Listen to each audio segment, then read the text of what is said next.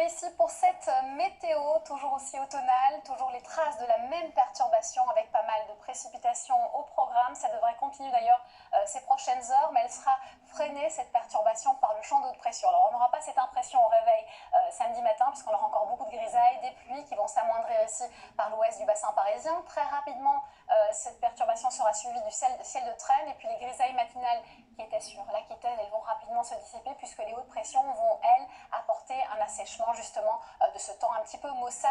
Attendez-vous aussi à quelques averses qui pourraient tomber vers le bord de Manche, et un vent qui va lui s'intensifier, il sera modéré de ce côté-là. Les températures nocturnes vont légèrement baisser, pas de quoi vous alerter durant la nuit, 10 à 17 degrés encore, et puis on a une très belle douceur qui se mettra rapidement en place durant la journée avec le retour du soleil.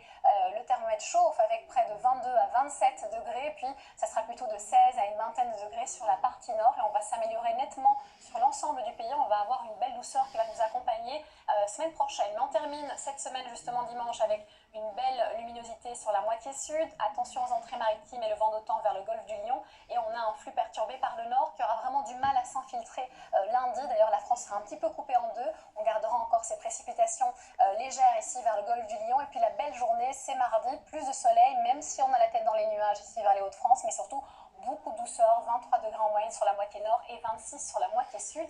Ça devrait encore perdurer mercredi, puis ça commence à décliner sur la partie nord jeudi et vendredi. Alors nager pour améliorer la condition des enfants de Madagascar, c'est tout à fait possible effectivement avec le défi de l'eau initié par UNICEF en collaboration avec la Fédération française de natation. Ça commence ce samedi 15 octobre jusqu'au 15 novembre. Allez nager, et pour l'heure, voici Danse avec les stars. Belle soirée et surtout, prenez bien soin de vous.